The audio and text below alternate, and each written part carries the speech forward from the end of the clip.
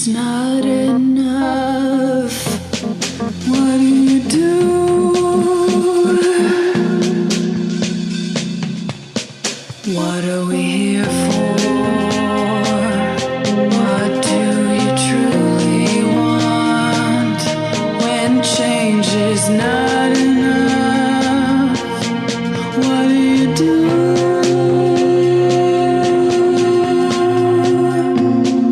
Let's talk about it, the problems we face. Let's fight hatred, no time to waste. The mind is naked, we can see it without an X-ray. Life is easy if we work together. We're the keepers, we're the people, we're all equal, filled with purpose. The past has pain, it'll drive you, even make you take aim. But together is where we should aim. Together is where we should. What are we here for? What do you truly want when change is not enough? What do you do?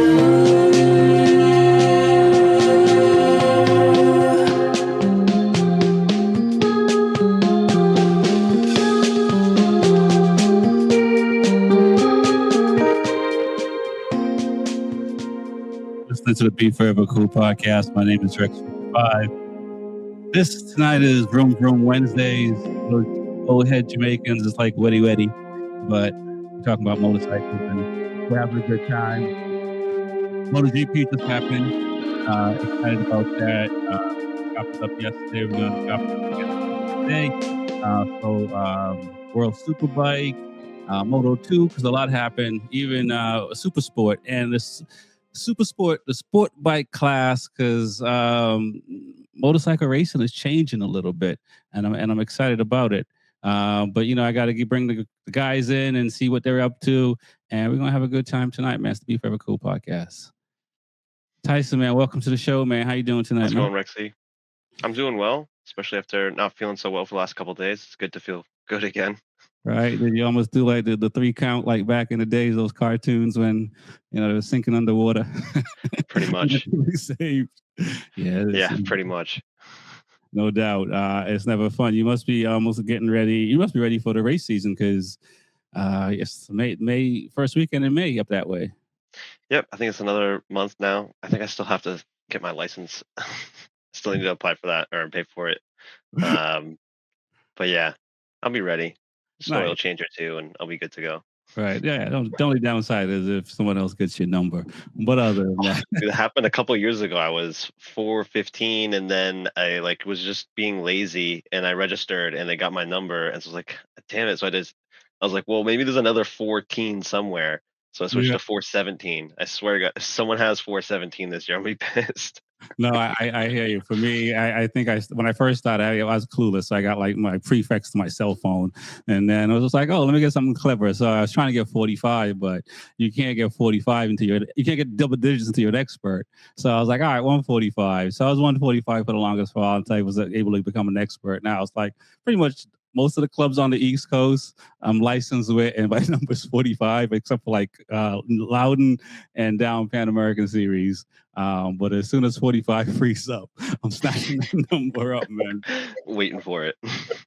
For real. We'll bring the rest of the guys in so we can talk about MotoGP and World Superbike. Jordan, man, welcome to the show. Folks, I don't want you to confuse this Jordan for Jordan number 1. This is Jordan number 2. I'm just being silly. Welcome to the show, man. How you doing tonight? Not too bad, not too bad. Thank you, Rexy, for having me on. Nice, man. You were just at COTA, so you got to side in person, up close, and all that fun stuff. Was this your first time going to COTA, or you're a repeat offender?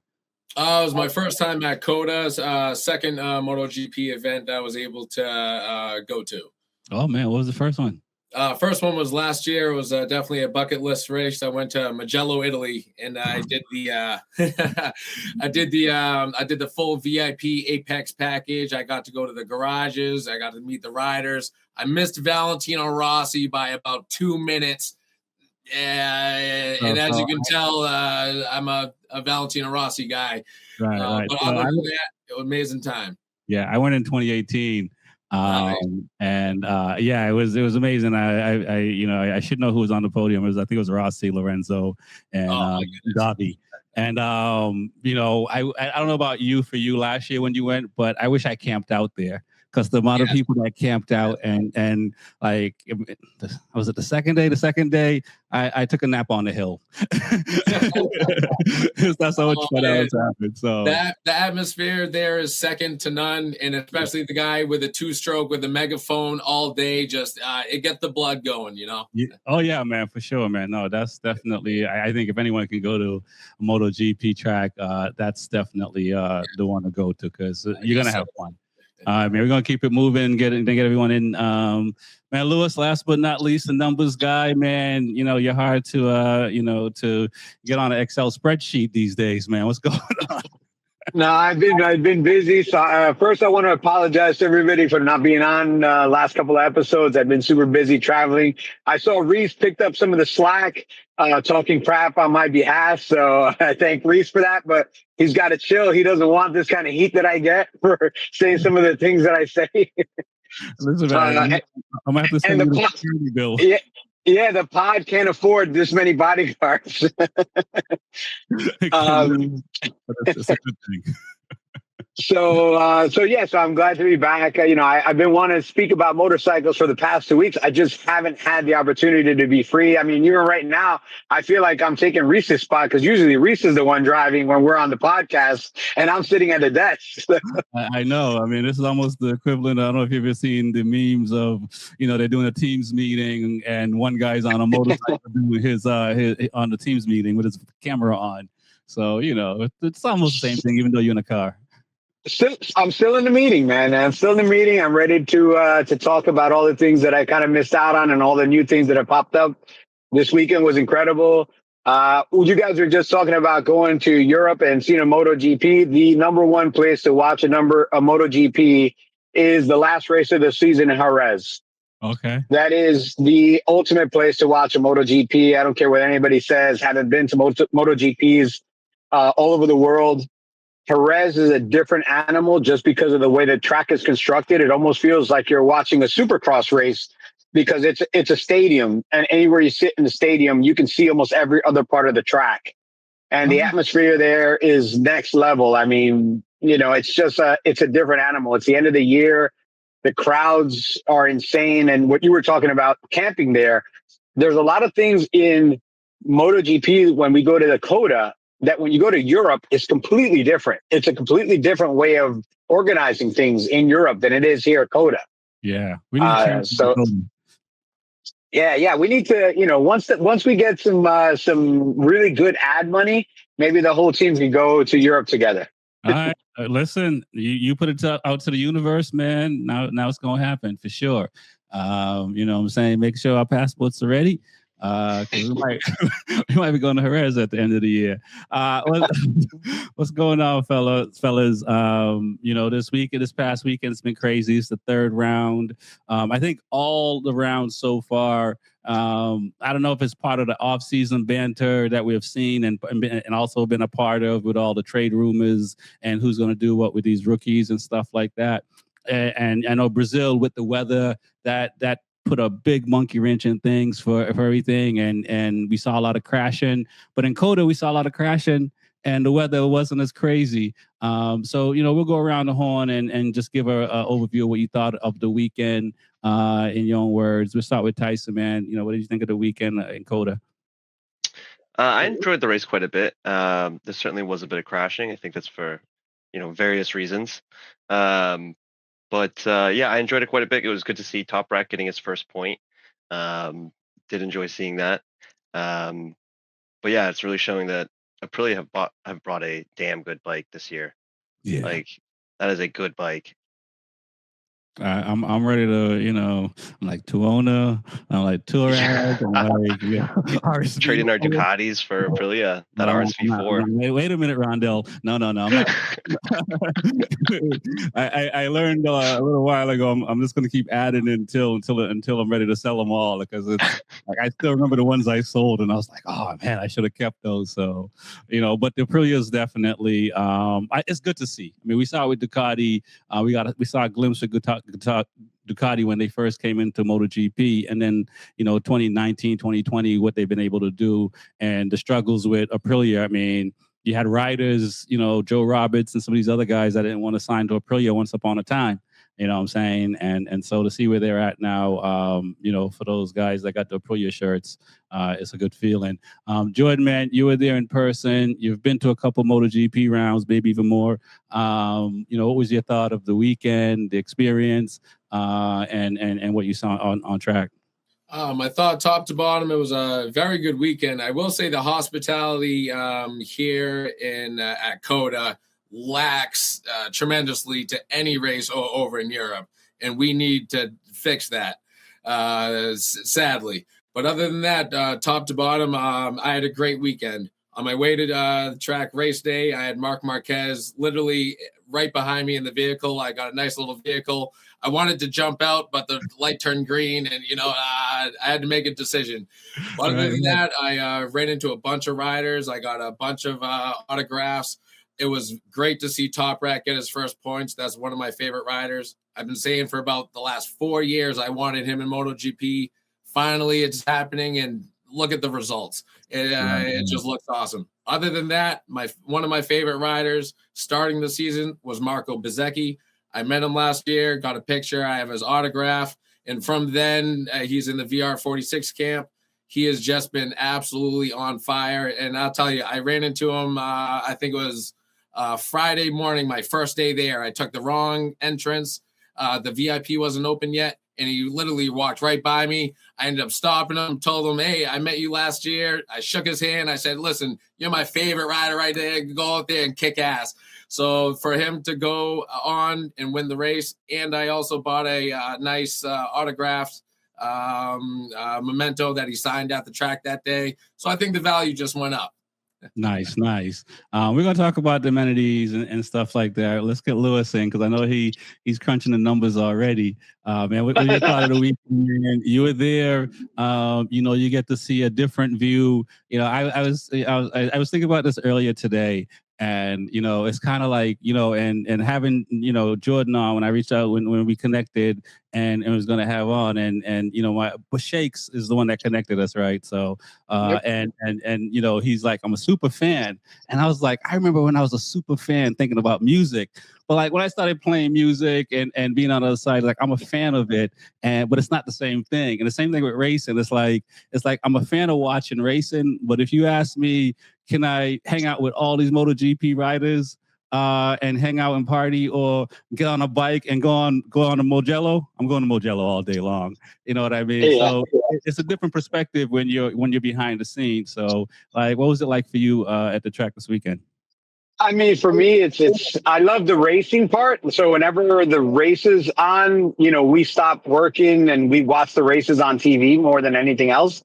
Like we're in the support paddock and we'll stop and watch the race on TV. So it's almost like if you look at the team members, when the riders go out, once they go out, all the members of the team come inside and they're just standing there like this, looking at the TV screens for the entire race.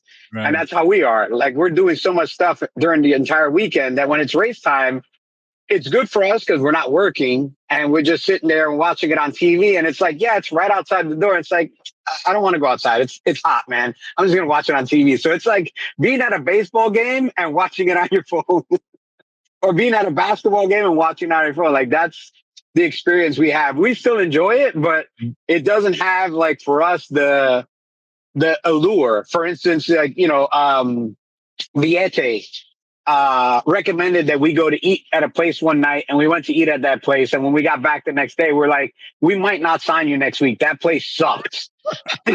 Like you sent us to eat at the worst place. He's like, oh, but I really liked it. I was like, yeah, because the chicks there were half naked, but the food was horrible. Yeah, So it's a different experience. yeah. I listen, man. I mean, at least you're in a position where you can say something like that to Viete. It's not everyone else will just not. You're like, all right, just don't take advice from Yeah. people. But I mean, the same thing with Martin because they were talking about. I saw an interview with him and a racer. No, it wasn't Martin. It was Bezecchi, and it was I think it was a Young Motor Junior Cup race. It was Hank Vosberg because we actually connected them together to do that interview. So yeah, exactly. And he was talking about a burger and what he wanted on a burger, and he's like a burger and cheese. And I think that was it. And I was like, oh man, he needs to get a good burger. But enough about food, guys. So the weekend happened. We saw a lot of crashes. We saw a lot of change in fast guys. Before you guys got to the weekend, I mean, for me, I thought like Aprilia was going to do it, but I also thought some of the Ducati riders and KTM riders would have done something. What did you think? Between practice 2 and qualifying, because we saw the top 5 riders change a lot. We'll start with Tyson, man. I mean, I figured that the Ducatis and the Aprilias would probably be fighting for, top spot into qualifying. And Pedro could, make an attempt at it as well, a cost. Right. But there's just that sneaking, just the way the Aprilias have been riding lately. It's like, I don't know if the Ducatis have it anymore. Like, maybe for a pole, but like, can they hold on to it? Like they might get pole, but I'm like, in previous years they'd grab that pole and you'd be like, okay, well, the race is over. Right. Like Ducati's going to win this. But like now it's like, I mean, Marco Bezzecchi's winning from 4th, 5th place on the, the starting grid. And Jorge Martin too. He was 3rd, 4th, and he won the sprint. So it's tough. No, I agree, man. It was pretty wild to see because I think everyone thought that Mark was going to run away with it this year. Right. It was, I think, we were all sitting here at the beginning of the season saying, Marquez it was going to be the guy to do it. We even felt like Alex was going to be number 2 and everyone else was going to be trailing behind. And now, we see Bagnaia is finishing second on the sprint. Could have probably won the sprint if he didn't get, punted out the way by his good buddy Jorge Martin, who, hasn't, I get a lot of analogies I can use, but I'll leave it there. What are your thoughts, Jordan, on Aprilia and Ducati and just the swapping around as far as FP2 and qualifying 1 and 2? So I thought Digia looked very strong, and especially going into the main race. I didn't expect Ayagura to do so well and come on so strong. It was heartbreaking to see him go out like that after such a performance. But I did expect Digia and Mark. I thought coming into this, they were going to settle a few things from the previous rounds. And I really do like how Digia is riding. He's a fearless guy. He's a guy that's not scared of Mark. You see some riders, in my opinion, they ride as if they're a little wary as Mark, and they give him a little too much respect. In my eyes, a guy like that, you just got to send it up the inside and, race him exactly how he races everybody else. And that's what I see Digia doing. In the main race, I thought he was going to finish a little bit higher. But other than that, the Aprilia's kind of with Bezzecchi, he was my favorite coming in, and I'm just glad he was able to fulfill the dream. The only thing is he does have to figure out the sprint Saturdays.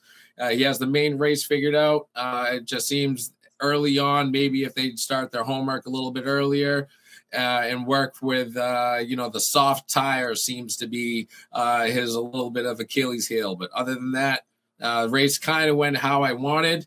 I'm not too much of a Mark fan. I respect the hell out of him, fast as hell.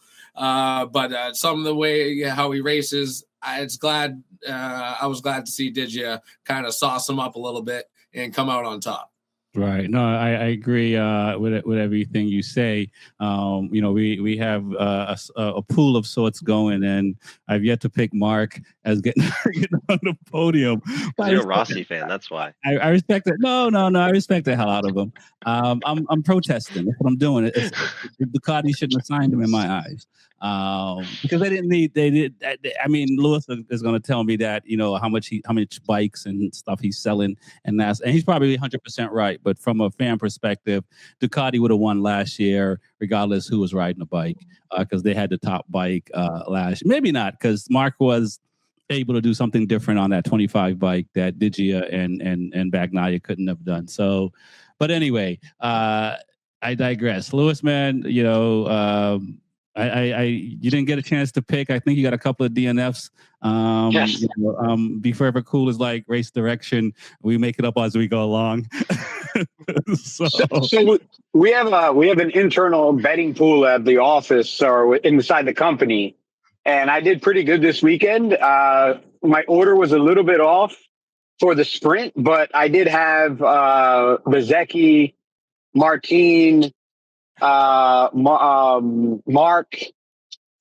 Pecco, and Acosta in the top 5 for the sprint. So the only, I was only off a little bit there. And then for the main race, I did have Bezecchi, Mark in second.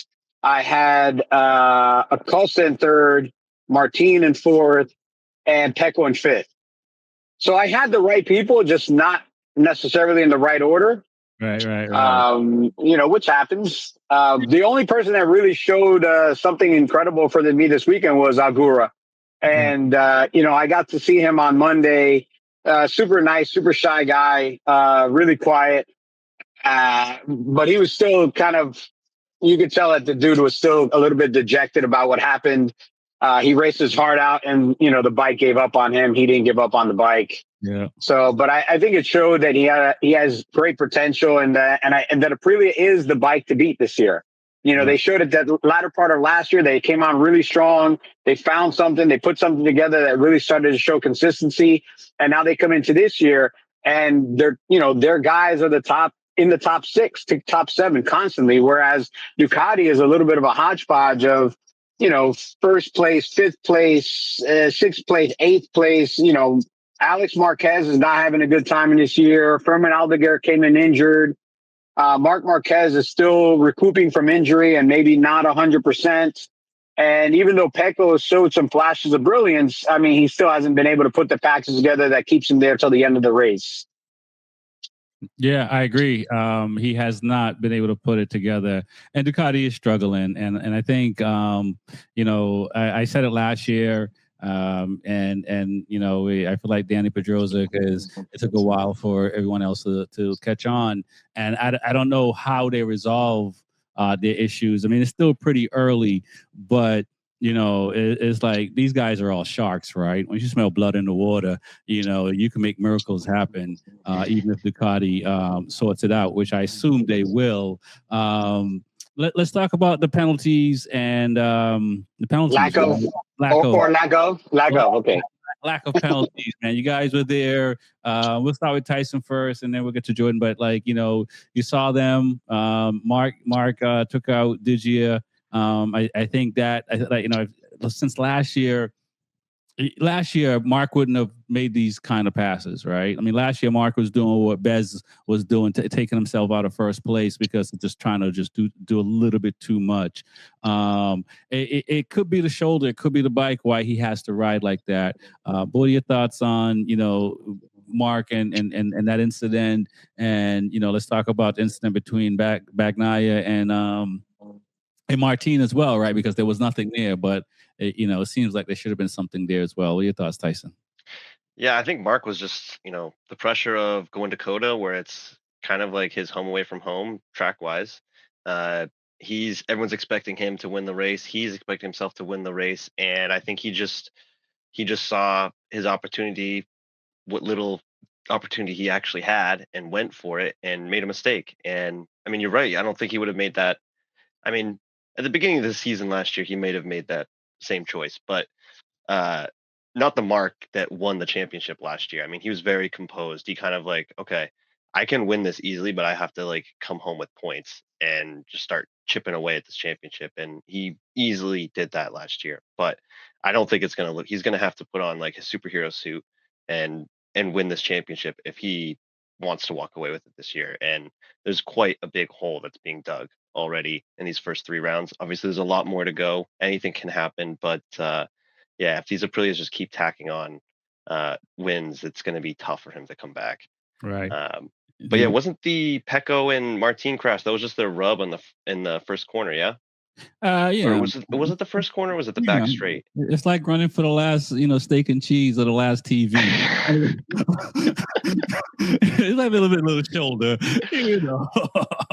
Yeah, I mean, I can see it either way. Like, I probably wouldn't, like, if I was given the choice personally, I'd be like, a little rubbing's a little racing kind of deal. But the best pass should be, the one every rider should pass like I agree will pass. Did you? Yes, I agree. But they're not all like that. I mean, Morbidelli's still on the grid. Okay. Shockingly, he hasn't done anything yet this year. He'd had like an incident every race for like the first 5 races last year, didn't he? It's not much you can do in 18th place. So fair enough. Who really cares what happens back there?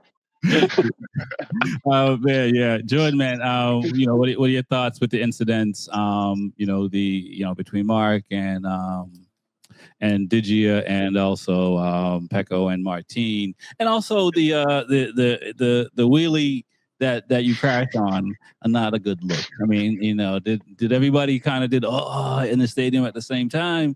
The funny thing is, actually, since I actually ducked right into the VIP area as it was happening, I didn't find out that it happened until I got home and I rewatched the race and I rewatched the interviews, and I was like, wait a second, I was there and I missed this. So to answer your question, I fully missed it. I must have been in and out, but I was also beelining backstage to try to get some autographs. So I don't want to back mine. But back to about Mark and the penalties. I will say on my way on race day when I was coming in, I looked behind me, and this was out in town, probably about 5 miles before we even got to the track. I looked behind me. There's Mark Marquez in a GMC truck being driven, and I'm at a stoplight. So I look, but I tell you, he was working his right arm the whole time that I was looking in the rearview mirror, pretty good on the lead up. So I believe he's a little that injury that he had was more serious than they led on to. His recovery time is taking a little bit longer. Let's be honest, he is getting older, and when you're older, you can have the best doctors in the world, but the body is the body. So I think now he's starting to feel it a little bit. A, the pressure. B, I don't think his body is correct too. So I think he's doing a lot of overriding, and that's leading to some of the penalties. And if we're being honest, that's kind of what he's known for in the past. And so it's kind of the old Mark is showing itself. Even though this past year he's been on his, the Ducati very good boy tour. His last year seemed like he fully changed, but now when you're not on the best bike, when the pressure's on, it's starting to show. Other than that, the other penalties or the lack thereof, I think a lot of it, like Rubbin is racing, a lot of close incidents, but I think a lot of it was called pretty fair in the main race, I would say. Yeah, that's my take. All right, that's what's up, Lewis. Man, did you break out your tape measure? Should have Marquez signed the contract before the season started, or we just gotta stay calm? No worries. Nah, you gotta. I mean, everybody that's saying that Marquez is under pressure. I mean, there's only a handful of guys in this sport that can take the pressure like these guys can take it, especially Mark, Rossi, Lorenzo. These guys, pressure is what they eat. They eat pressure for breakfast. Right, no doubt. So and what pressure does he have? He's a fucking millionaire. Oh, what are they gonna find me?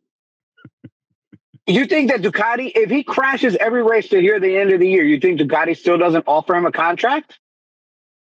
So the only difference that's happening this year versus last year is the passes that he was getting away with last year, he's not getting away with this year. Right. You know, the crash that he had with Digia last year, he does that crash. I think what people are underestimating is one, he does have injuries. He's still not recovered from the crash from last year where, you know, he was taken out ceremoniously My best. by Bez and injured seriously.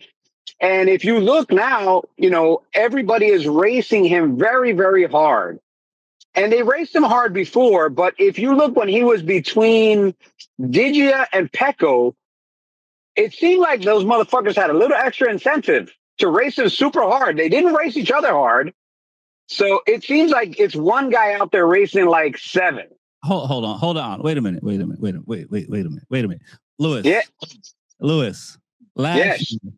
Last year, Mark was doing exactly the same thing these riders are doing to him. And we were sitting here saying, who is going to challenge this guy? Because it seems like everybody's just letting him do whatever. Because he was getting away with it. Because he had more speed. Because remember, he also got injured on Friday. You guys didn't see his hand. It's not just his shoulders messed up. His hand was jacked up the entire weekend. I saw him up close. Yeah, going backwards with gloves is not the way he's moving.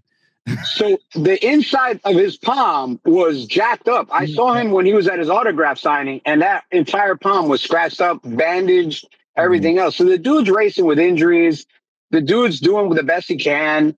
The bike is obviously not as good as it was last year or not as competitive. So he's doing what he normally does, is trying to make up with it with talent. The Aprilia is the better package.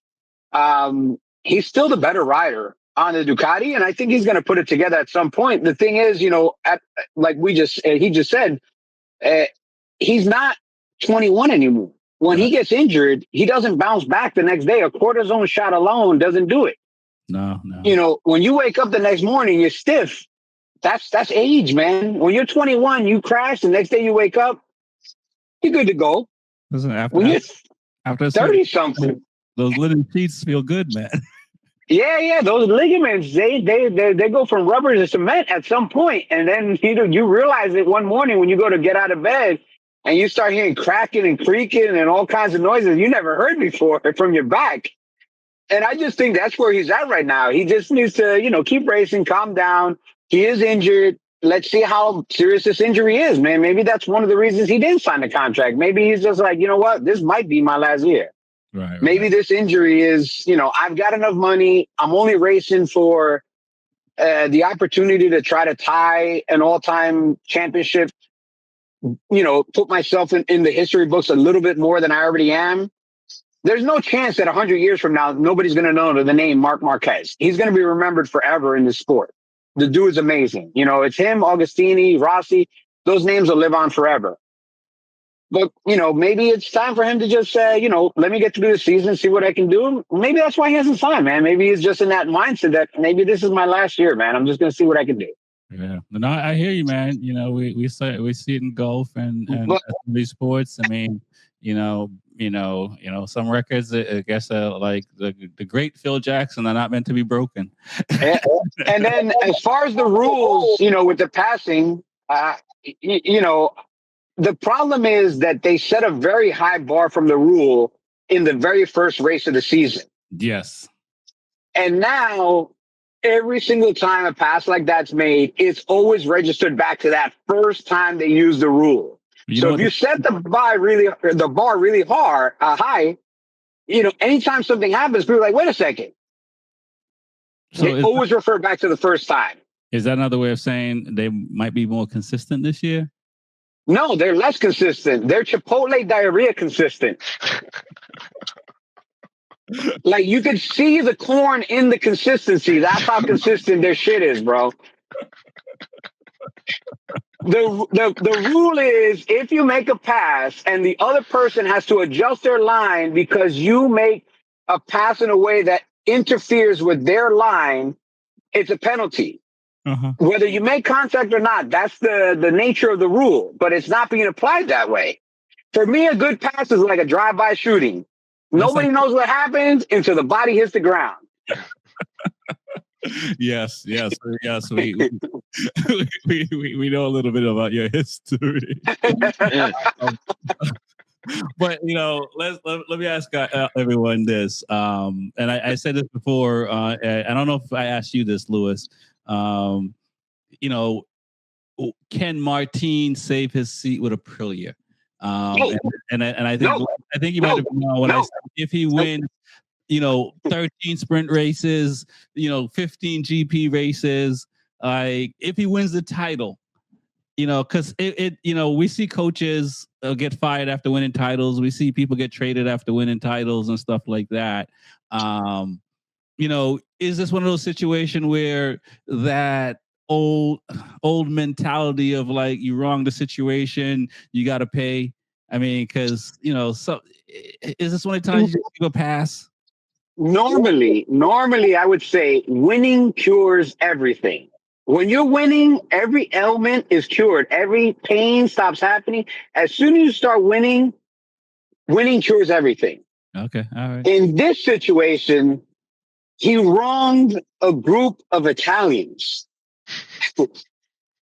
He wronged an entire company. He embarrassed an entire company publicly. Legally, publicly, legally, in the eyes of the people, he wronged this company. He put them through a social media and a PR nightmare. And I really don't think, knowing some of the people at Piaggio that I know, and even if he wins every sprint from now to the end of the year, even if he comes in second of the championship, that second seat is going to Pecco Bagnaia. Man, listen, all I gotta say is, we've seen a lot of good movies and books where the situation is they triumph, but it's not a win. Jordan, what are your thoughts on the situation? Do you disagree with Lewis?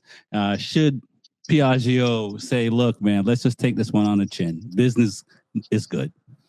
I agree with him 100%. I was a massive Martin fan. To see him win on a satellite team and then get passed up by Marc Marquez, it was horrible to see, in my opinion. And then I always looked at him with a chip on his shoulder. I wanted him to come in Aprilia, hit the ground running, and I wanted him to take it to Marc and take it to him fast. Fast forward a year, we have the injuries and everything. The man did not even have a chance to try the bike out properly, and then all of a sudden it's the bike and try to leave. Like the gentleman said before me, he wronged a whole manufacturer, and the Italians are a proud people. And like he said, he could win every single race from here on out. I think the bridge is burned, and I believe it's probably 95, 98% that he's going straight to Yamaha. Come on, even if he says I was on some strong opioids, I didn't know what I was saying. You know what I'm saying? I shouldn't have been out there in the first place. Yeah, it's crazy times. Crazy times. Come on, Tyson, man. Tell us there's some hope in this situation here. Because I don't know. on Aprilia, and I mean, looking at him on the Aprilia, it reminds me of Lorenzo on the Yamaha. He's like, once he gets going, he's not going to crash out like some of the other people. Yeah, I don't think that's going to save him. I mean, just the irony, though, of him trying to initiate a performance clause, roughly-ish a year ago. And then now here we are, they're the best bike on the grid. Yeah. Like, that is pretty wild. Like, the first couple of races of last season, they looked like a solid third best bike. Yeah. And then just somehow just turned it around to best bike. But, yeah, no, he's boned. I don't think they're going to... I've heard everyone's kind of made a bunch of signings, but I haven't heard any of them actually being official. So I'm wondering if all of these are verbal contracts, which any of these riders could break. I'm not an insider, so I have no idea. But and it would be possible, would be my guess, is to break the verbal contract with Pecco and sign Jorge. I just don't think it's going to happen. Right, if it is, if that situation is available, it won't happen. Right, because he's going to Yamaha. Who knows what that Yamaha is going to be like? But terrible, probably. It's not a good look. And I'll say this about. I guess we can all kind of touch on the rumors that we hear. Until MotoGP says it, or until one of these riders say it, I just assume it's just people just waking up and saying, "What can I put out to the masses today?" and let's see what happened. But I see you turn your head there, Lewis. So you might know something, booby. But what are your thoughts, Jordan? On the we'll get to you, man. But what are your thoughts, Jordan, on the contract situations that you've heard? And then we're going to move on to we'll talk about the crash in Moto 2 because that was crazy. Or crashes. But what are your thoughts on the contract rumors? Yeah, so silly season was pretty crazy, and like Tyson was saying, it seems like there have been a lot of verbal contracts, back end deals that aren't official yet. But I think it's all everything knows. I believe Pedro Acosta. I believe he's going straight to factory Ducati to be aside Marc Marquez. I believe Martin will be on the factory Yamaha. I believe I am happy that I got Jack Miller's autograph, and I got a nice little also top rack as well. What's up. That's what's up. But I do believe it is Jack's last year, probably in MotoGP. Sadly, he's an amazing talent, but I think Top Rack coming in and how the Yamaha is performing, they were able to say, yeah, we'll bring him in with his V4 knowledge.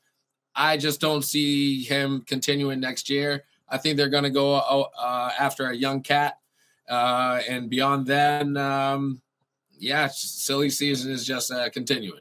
Yeah, man. It's been tough, man. It's been tough. I'm a huge Jack Miller fan. I hope he can get one more year, but you're right. These young guys in Moto 2 right now, it's making it real hard to not give them a chance in MotoGP. Lewis, man, you're shaking your head. Sounds like you know something. What don't we know? First of all, verbal contracts in motorcycle racing are as strong as wet toilet paper. So anything that is verbally said is pretty much useless. When people start to really buzz rumors that contracts are signed, it's because contracts are signed. I will say that next year you're going to see a minimum of 3 new rookies in MotoGP, which means three asses have to leave. Damn. And the 3 asses that are most likely to leave, the first one is probably going to be Jack Miller. The second one is more than likely going to be Binder. And then that third ass is still yet to be filled, but there's definitely a lot of people looking for that position, which is probably going to be Morbidelli, possibly Rins. Yeah, Morbidelli's a front runner because, I mean, he's and to his own doing. I mean, this is one of the few people you can blame it on the bike with some of these other guys, or maybe Ducati should have kept Miller another year on the factory seat, or Petrucci another year on the factory seat kind of deal, because these guys were producing when they were on the factory seats. But Morbidelli's just doing it to himself. Yep. Yeah. So next year, at minimum you'll see 3, but there is a possibility you'll see 4 rookies coming into MotoGP next year. Hidalgo and a couple other ones are already lining themselves up. And Yamaha has to look for rookies because there's no veteran that wants to ride that shit box unless they're either getting paid a lot or, at the end of their career where they're willing to throw it away on a Yamaha at this point. Yeah. I agree with the contract thing versus the verbal, because if Martin, we've seen been able to get out of KTM, could have walked away from Aprilia if he wanted to, and it's all in the contract, because if not, he will be talking a different tune. We saw the crashes. Go ahead. And Aprilia, I honestly, if Martin had not gotten hurt, I don't know if Aprilia would be where they are today, because there's one thing that's been said throughout the paddock is Martin cannot help you set a bike up at all. Yeah. Martin needs you to give him a bike he can ride. He can give you feedback, but he can't tell you how to set up a bike. Whereas Bezzecchi is very good at setting up a bike. And him and the other rookies that were racing last year on the bike developed the bike. When Aprilia started the season last year, they were the 3rd or 4th best bike on the grid. And within 3-4 months, they were starting to get back up towards the front. And by the middle of the year, they looked like they were on, it was a whole new bike that was much better than what was left from the previous riders that were on the bike. Right. So it might have actually helped Aprilia that Martin wasn't on the bike. I agree. I mean, it definitely helped Bez, right? Yep. It definitely helped Bez a lot. I mean, it's like I'm a Patriots fan, but it's like Brady and Drew Bledsoe, right? Bez was ready. You know what I'm saying? Yep. And Martin got hurt, and he lost his number one spot.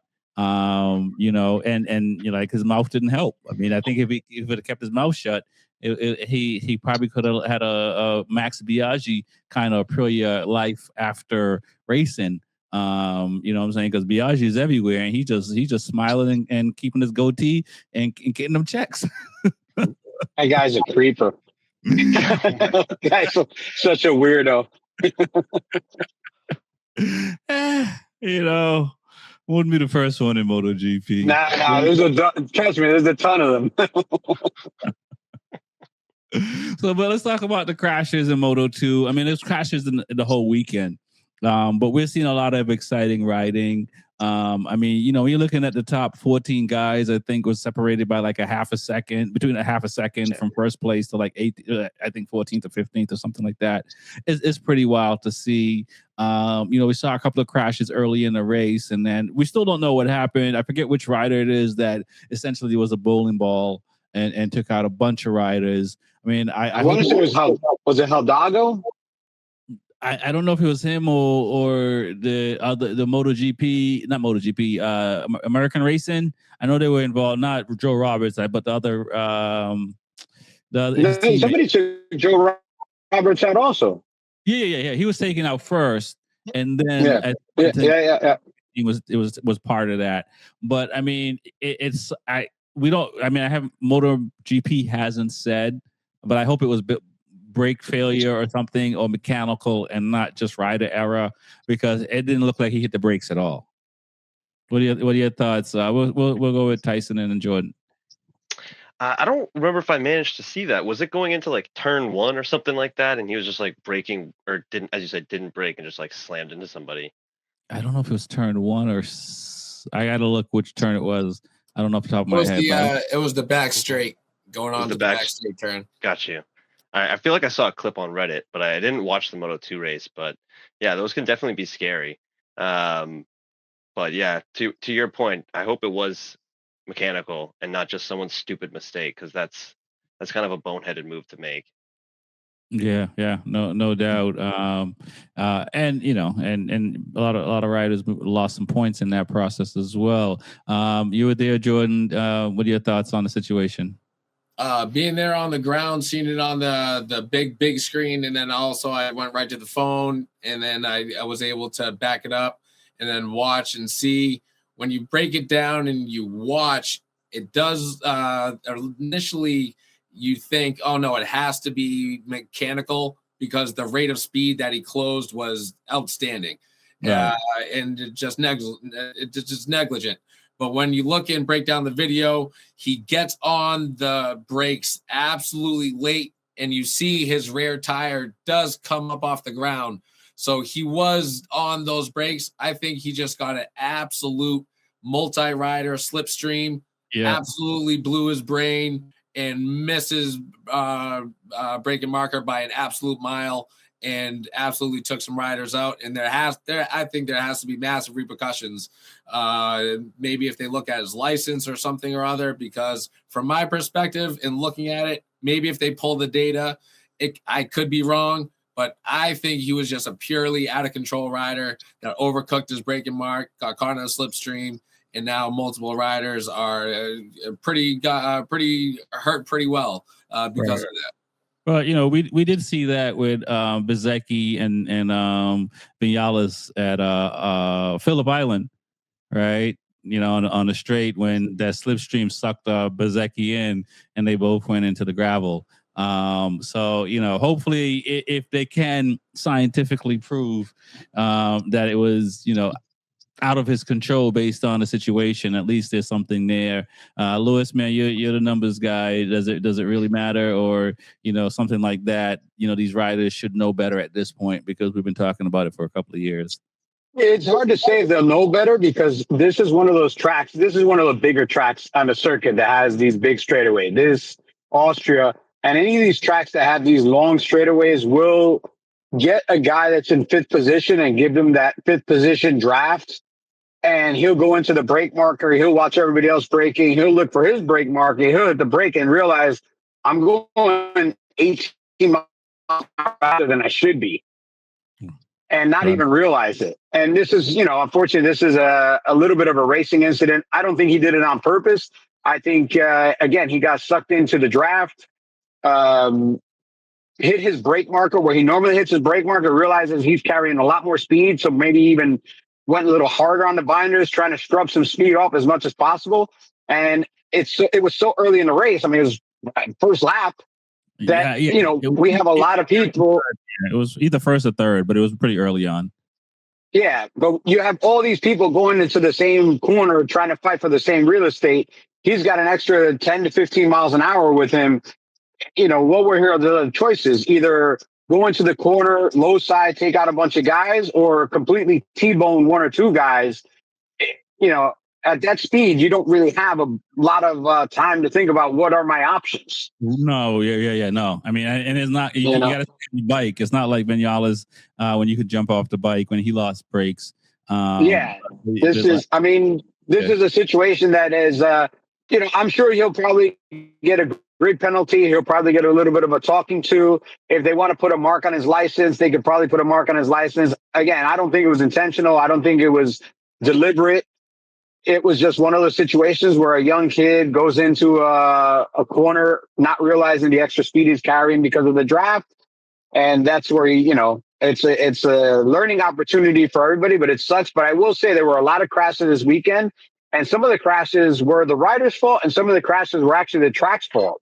Everybody that was on the grid was saying that the track is back to being as bumpy as it ever has been. There's bumps in areas that they never had to deal with before, so now they have to adjust their lines. And in some places, you're in the braking zone, you're braking, you're thinking you're going to stop. All of a sudden, your front tire hits a bump.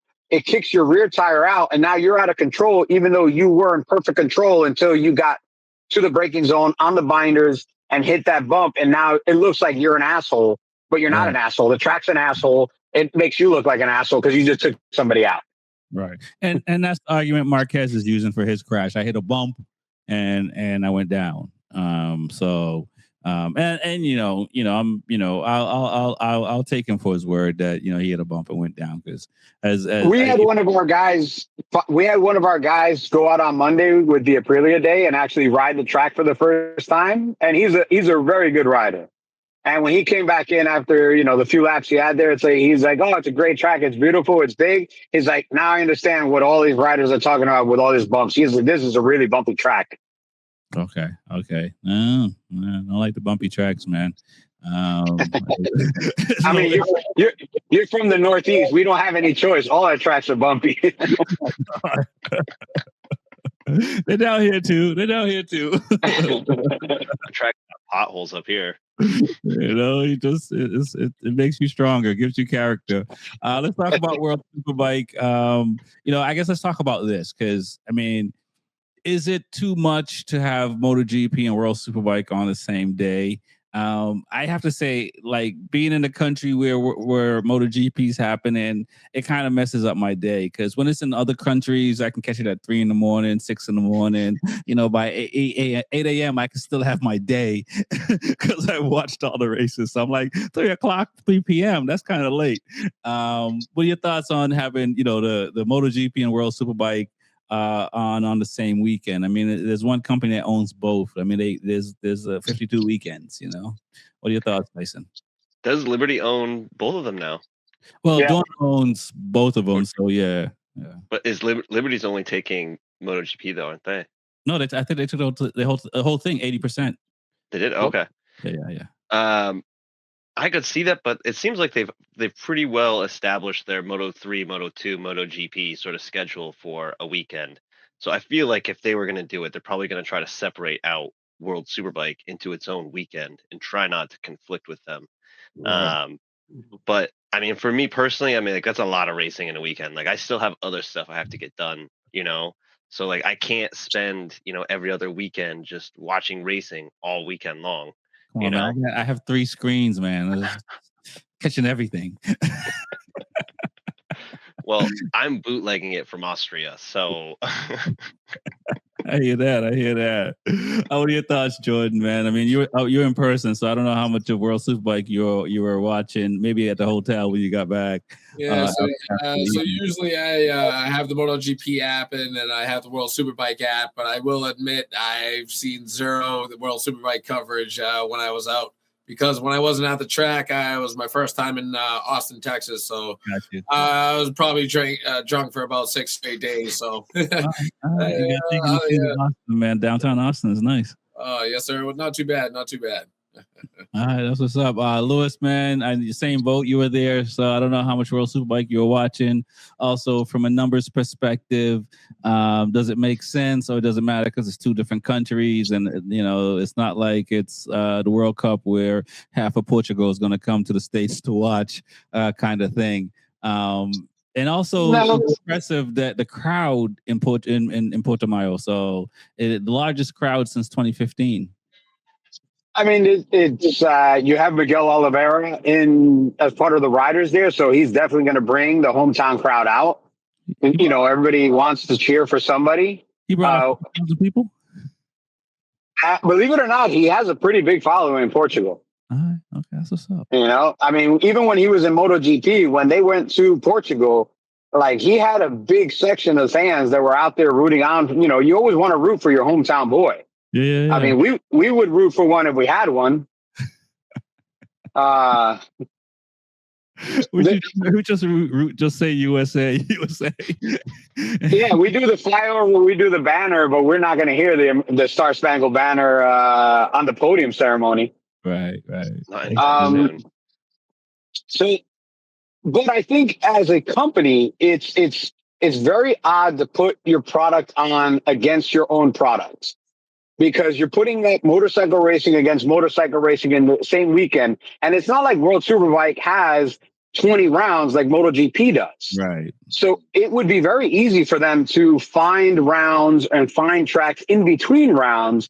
So now you can constantly so if you think about it, you got 20 weekends, you do have the summer break. That's about a month. You have the summer break for both championships. If you schedule it right, you could almost have a race every other weekend from March until September, October. Right. If you schedule it correctly. And I don't understand why they do this, why Dorna overlaps some weekends where MotoGP and World Superbike are both racing, because all it's going to do is it's going to take crowds away from World Superbike. Right. MotoGP has a much bigger following, and you're trying to kind of build World Superbike back up because it's lost a lot of its following around the world because they don't travel to as many places as they used to. They have less rounds. So why are you going to hurt your own product? Right. You're going to you're going to devalue your own product. So I think it's something that Liberty Media and Dorna need to address, is to make sure that they don't have races on the same weekend conflicting with each other, because it doesn't help either one. It doesn't help MotoGP and it doesn't help World Superbike. It definitely doesn't help World Superbike. Well, and I don't really need to watch World Superbike this year anyway. It's Bulaga and whoever's coming in second and third. Stop it. It's not going to be that.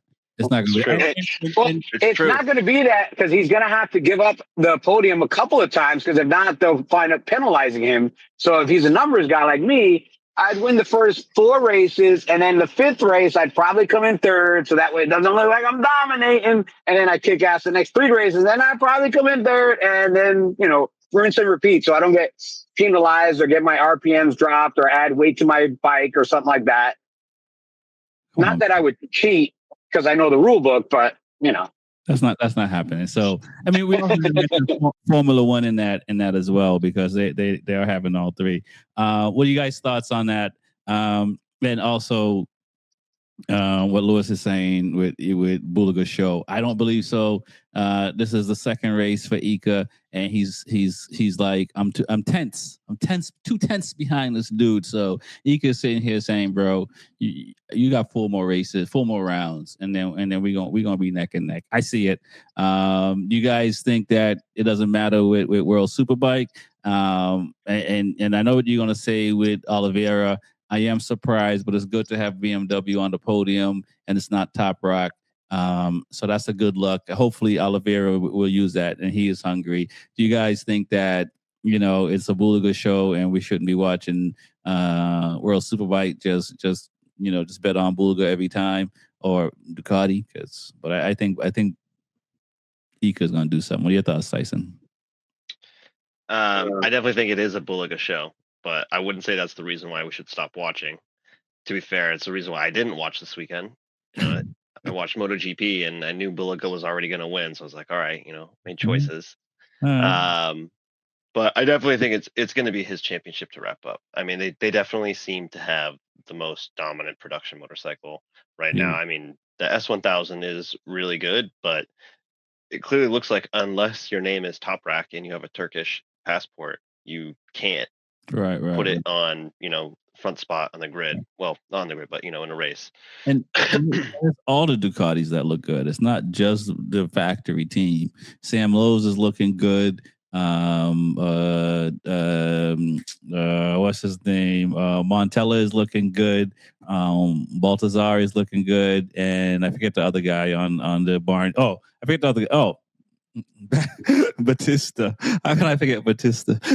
Yeah, I'm surprised he's still there. I figured they would have dumped him by now. They've been talking about it for 4 or 5 years, but yeah, I mean, the V4R has been the best production bike in the world for the last 4 or 5 years. Right, and the 26 version is a notch better. The double sided swing arm is a difference. And I know there's a lot of the whatever Costies or whatever they're called that only wants a single sided swing arm. I have two Ducatis, one is single sided and double sided, so I like them both. And I can only look at one side of the bike at once, so I really can't. If I have a favorite side, I'm just going to keep looking at that side like Seinfeld. What are your thoughts, Jordan? World Superbike. Oh well, the V4. I agree about the V4. The new iteration is definitely faster, but I will say it's definitely not as good looking as its predecessor. I think that single-sided swing arm, the V4R, the year before, that thing just looks fast. Even though the double-sided swing arm and that new gearbox that they have is an absolute weapon on the track, I'll give it to them. But going to World Superbike, I believe it is a Bulaga show. I believe he's going to take it.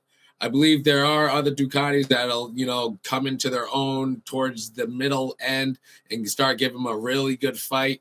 But I believe without Toprak there, I think Bulaga's gonna wrap it up pretty well. All right. I'm rooting for Bulaga. Don't get me wrong. I'm a fan of what happened. I'm not a fan of what happened to him in Moto 2. I'm not a fan of. I mean, I think he had some issues with VR46 because he was in the academy and left and all that stuff.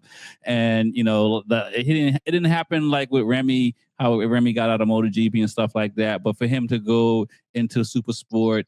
I mean, granted, he got a factory seat, so it's not a bad place to land.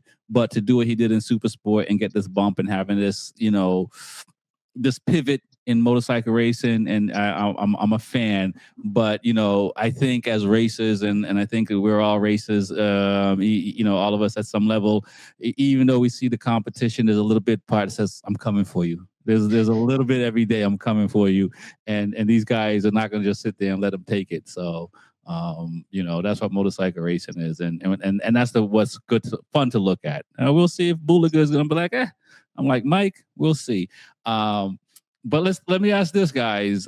In the there's two things I want to ask before we get out of here. Which order? Because they're both new. ZX Moto is new in super sport class and won 2 races. Sport bike has been replaced with the 300 super sport class and is new for World Superbike. So either one, you guys can talk about both or either one. It's a Chinese manufacturer, ZX Moto. I didn't expect them to. I was like, what bike? Who's ZX Moto? How did this happen? Where's the V2s? Where's the R9s? ZX Moto. Should I start buying Chinese stock, Lewis? I mean, what are your thoughts? We'll go with Tyson. I don't know if you got a chance to check out the super sport or know about the superbike class, because it's like the twin class in Moto America. I didn't hear about this at all, and I didn't hear that there was a Chinese manufacturer getting into it either. But seeing how other industries are going, that may be terrifying, but we'll see. Only time will tell. But it's always good to have more manufacturers, I think, in the sport. It'll hopefully give some competition and some inspiration to these other very famous legendary manufacturers to invest some more time, Right. money, and effort into their own programs. Like, I, it's I what I really hope this kind of spurs. Nice, nice. I agree with that, and I think it's nice to see also faster bike than the 300 super sport bikes. What are your thoughts, Jordan, on ZX Moto? And they won two super sport race with the Breeze, the boys, and he's no slouch, and the other riders around him weren't either. But what are your thoughts, man? Yeah, I haven't seen that actual series too much. I did see a couple of drawings and specs of the bikes. The bikes actually look pretty decent for what I could see, and actually the price point is what I saw online. It was floating around. I think they're, for what you're getting, it looks like a pretty damn good deal, but you never really kind of know what you're getting with a Temu version kind of a bike. But then again, it could be a quality product. I just couldn't tell you. I wouldn't. I don't know if I'd necessarily buy one and trust it at speed, but that might be somebody else.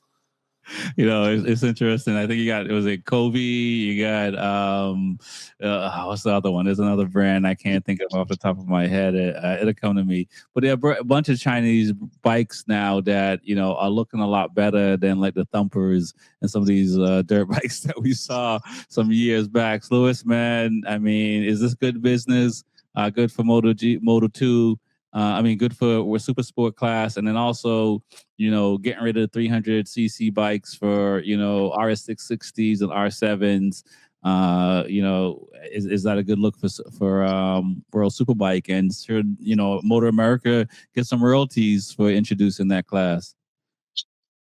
I think it's a good look because I think the 300 and the 400 class, I mean, that's a really low CC class. I think the R660, like the Twins Cup type of racing that we do here, it really does help introduce younger riders to get them ready for that next step to super sport, and then to get them to that next step to super bike.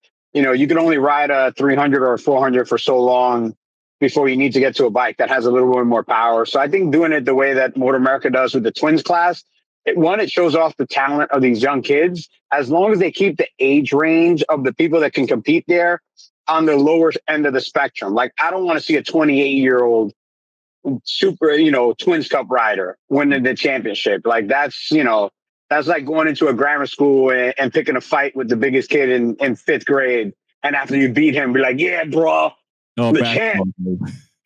Yeah, I'm the champ, As far as the Chinese manufacturers, there's always been this misconception that Chinese companies make cheap products. Don't get me wrong. They do make some cheap products. I mean, we always joke about, if you want to get some cheap metal, you just buy Chinesium. It's the cheapest metal you can buy. But there's a lot of really good manufacturing in China. If you look at all the products that we as Americans buy, or even the globe buys, that come from China, they make a lot of quality products. I mean, the phone in your pocket right now, your iPhone, that shit comes from China. Right. The parts are manufactured in China. Everything comes from China. If they want to build something, they have the technical know-how, they have the expertise, they have the workforce, they have the factories where they can fabricate these things and they can build. And I'm looking at the Chinese manufacturers now the same way that I'm old, but the same way I looked at the Japanese manufacturers in the early 80s. It's like, everybody didn't want to buy Japanese products because, they're the Japanese. What's this product? Honda. What's this? A Toyota. It looks like a piece of shit. Turns out they made the greatest car ever. They made an engine that was indestructible. People to this day, they want Toyota trucks, the Tundra and all these trucks, their desired truck, the Tacoma. They have one version of Tacoma. Everybody wants that thing because it's indestructible. And China is knocking on that doorstep, not just with motorcycles, but with cars and other things. Yep. And yes, some of them do look like they went to a motorcycle shop and they stole this part from a Ducati and this part from a Yamaha, this part from a Honda, and they put together a Franken bike. But guess what? That's what all the manufacturers do at some point. They steal from each other.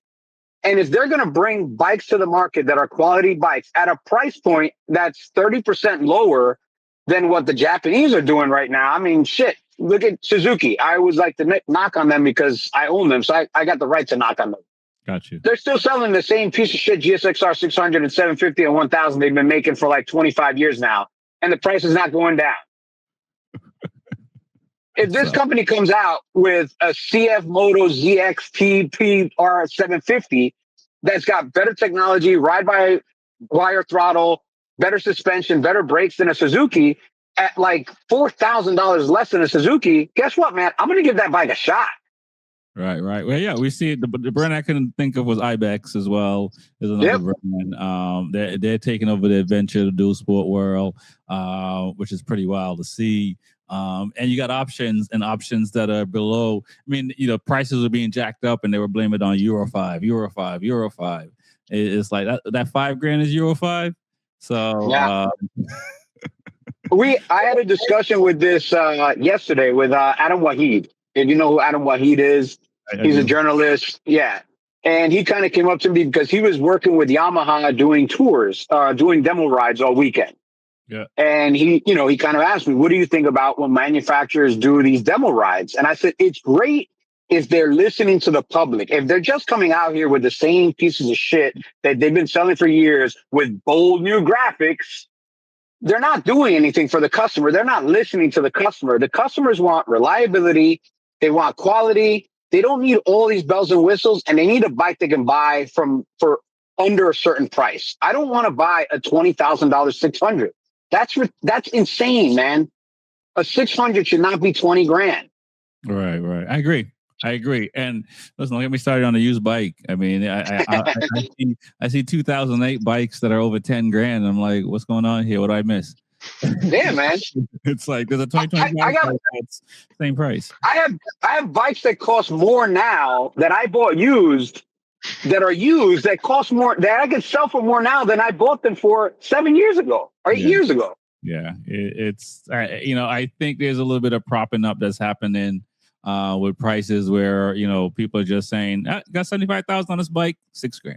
It's like, no, man, that's like $1,000 if that. Come on, let's you got your money out of that bike. If your bike got 75,000 miles on it, 100,000 miles on it, just pass it on and say, hey kid, have fun with it.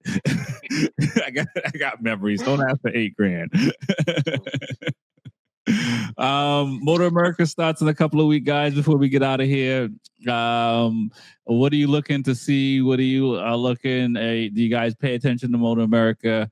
We start with Tyson, man. What are your thoughts? I casually follow Moto America. Was it last year or is it this year that they've been putting all their races on YouTube though? Might have been.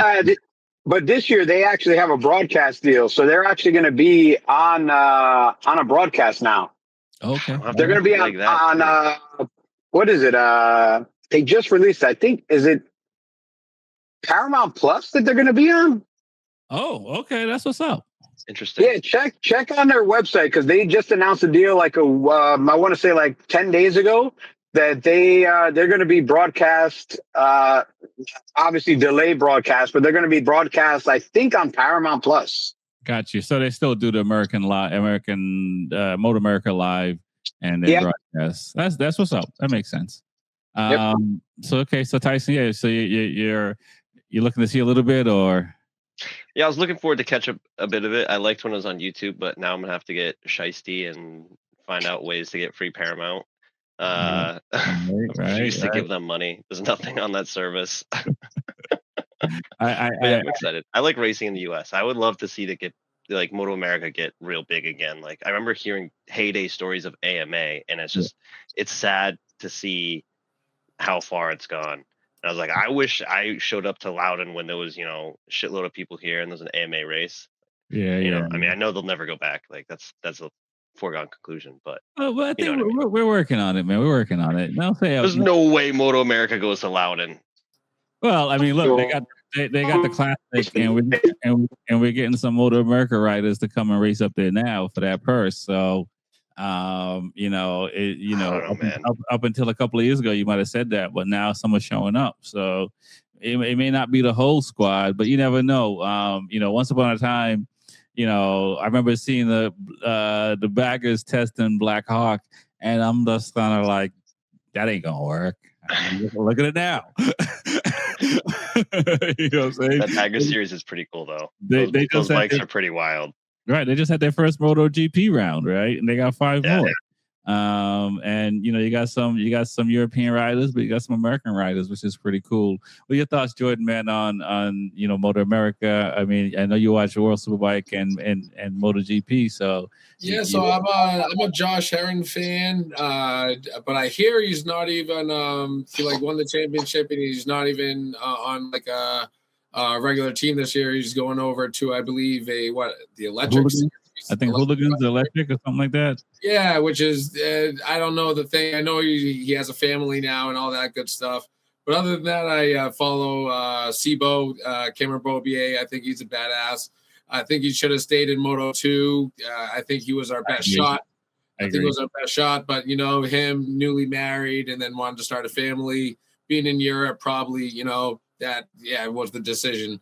Other than that, Josh Herron is probably the guy I follow. I met him at Chuckwalla Raceway probably like 15 years ago or so. I was doing a Jason Pridmore racing school, and this guy was just sending this Yamahas absolutely sideways everywhere. And from that day, I was like, yeah, this guy's a badass. I'm going to follow him. Nice. I've gambled with Herron. Okay, Straight up. I was at the casino with Herron. That's pretty wild to see too, man. I was at a Pocono track day. Oh, got you. That's what's up. Lewis, man, you frozen or did you just listen to our banter? No, I'm here. I'm just listening to the banter. Yeah, I got you. Focus on those lines. I do have a little inside info. All right, if you can share it, go ahead, man. All right, so you're gonna break big news here. So there will still be track days at COTA next year. Under a certain set of rules. So it is going private.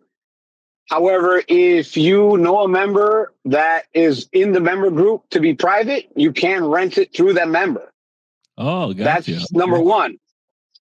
So this is why a lot of these track day companies are saying that this is the last year that you can ride there, is because either they don't know members or they don't want to pay the membership fee. Right. But there will be track days at COTA next year where you can ride motorcycles. All right. So we just also, additional information, COTA is planning on building another track outside of COTA that will be their track day track. Oh, okay.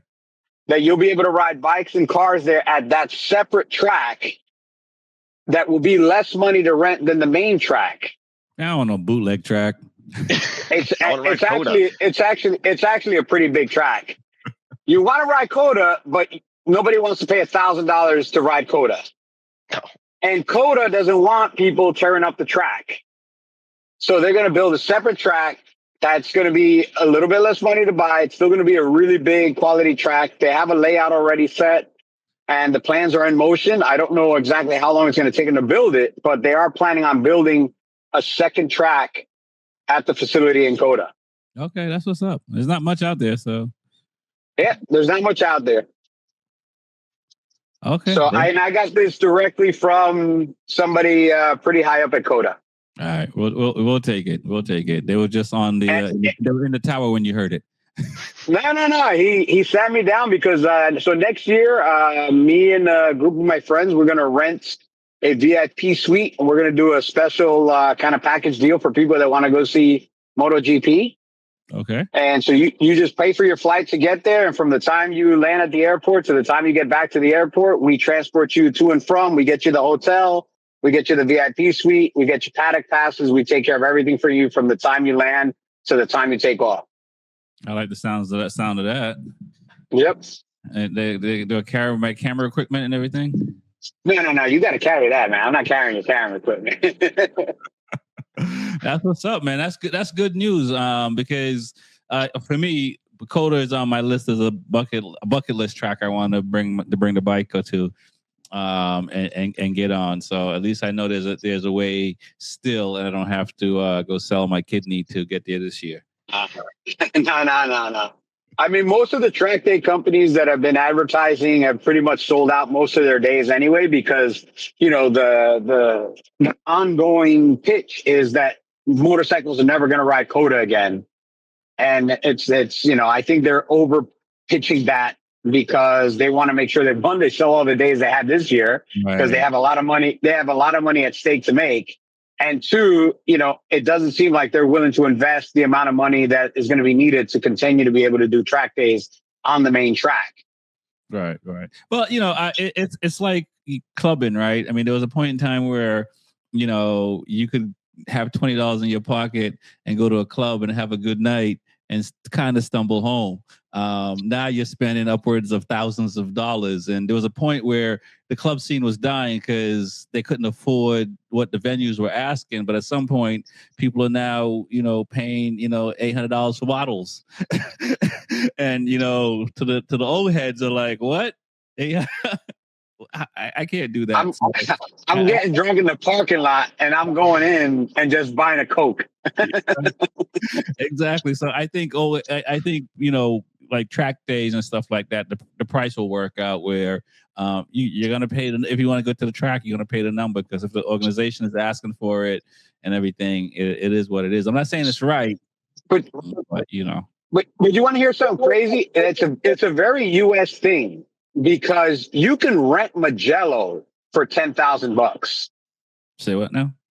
And you can rent Magello for $10,000. All right, people. Rexy, get that ad revenue going. Let's go. We're gonna make this happen. NJMP on a weekend in the summer is something like $15,000 or $16,000. Oh wow! To rent that fucking track. Yeah, I mean, is it a matter of just they just own it enough where it's just all profit, or is just the love of the sport that they're just saying? Because I mean, all over in Europe, you know, motorcycle racing or track days is like a pastime. It's the quantity.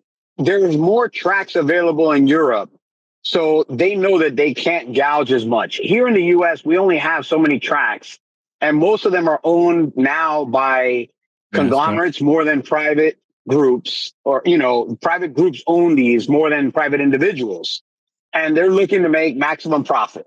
Every time they rent a track, they're looking for maximum profit. Okay. Mm-hmm. So that's that. I appreciate you dropping it on the show.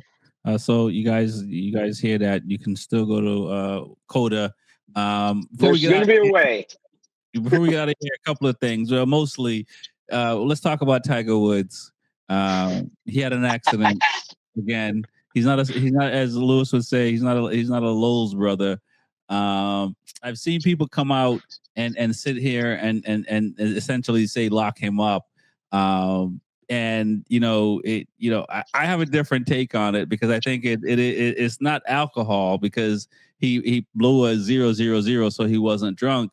But this guy has had more surgeries than probably all four of us on screen, in his life. So is it a situation where we should just not have, like, just say, he should know better, or just kind of like after a certain point, like how many surgeries, so I got an accident in 2018 and I was on Oxy. I was in the hospital for 9 days. So I don't know what they gave me when I was in and out, but from the time I was out until I got home, it was at least 7 days, 5 days. And it's crazy to be on that drug. It's absolutely crazy, much less I can't imagine having, 20 or more surgeries and have to take these heavy drugs and find a way to get them out my system properly. What do you guys have anything to share on Tiger Woods? I mean, dude's a billionaire, isn't he, at this point, or close to it? His first wife might have taken a fair bit of money. She took half. She took half, so he's a half a billionaire. No. Okay. It was a prenup. It was a prenup. She got like 120 to stay into the country with the kids, and he didn't get. All right. Well, he's slightly lower than a billionaire, and I feel like paying for an Uber is not too much to ask for. Like, you're not stressing for money. It's not like you can't afford it. or you don't have somebody who could arrange it for you. It just seems like a stupid risk to take. Yeah, I like that Uber. He could have definitely used the Uber. Jordan, what are your thoughts, man? I agree. If I have that kind of money, I'm never driving a car really a day unless it's some crazy outlandish vehicle and I'm doing whatever on. But at that, you should just have a driver everywhere you go. You know he likes to party a little bit, so Right. all you need is a DD, my man. That's all you need. Yeah, I saw Cam from the Cam and Mace. I forget what the show is called, and he's saying whatever Tiger was doing is that crazy that he doesn't want nobody to see. Yeah. What are your thoughts? No, but that's definitely what it is. Because think about it. He could, at any time, he could have his own personal driver. He can have a limousine service take him anywhere he wants to go. Whatever he was doing is something that he didn't want anybody to know he was doing. Maybe he was, putting on some big boobs under his shirt and talking to some women online and paying them a bunch of money. We find out that there's a lot of freakiness going on out here. All of a sudden. But I don't like to, we're in the business of talking about people, but I don't know what this dude is going through, man. Right. With pain, with back surgery. I've been on painkillers. I mean, I had an injury so bad that I actually had an epidural in my back, and I had to carry around this little sack, like a little fanny pack, for 2 weeks. Yeah. That would slowly like pump a painkiller into me for 2 weeks. Yeah. It was that bad. And so you don't really know what this guy's going through. You don't know his life or the situation. Whatever it is, man, I hope that he gets some help. Because, I look at Tiger Woods and what he's done with his life and what he did with the sport and what he did for minorities and everything else. And I hold him in pretty high regard as far as what he did in the past. What he's doing now, it's kind of hurting his legacy. It's hurting himself. But I'm sure there's something else going on there that we don't know about.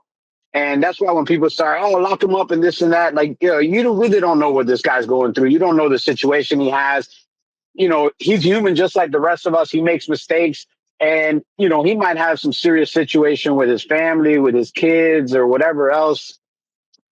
As long as he's not, hurting anybody, he just needs some people in his life to get him some help, man, because thank goodness he had this accident. He didn't hurt anybody. But God forbid he had hurt somebody or killed somebody, then the situation would be completely different. But he's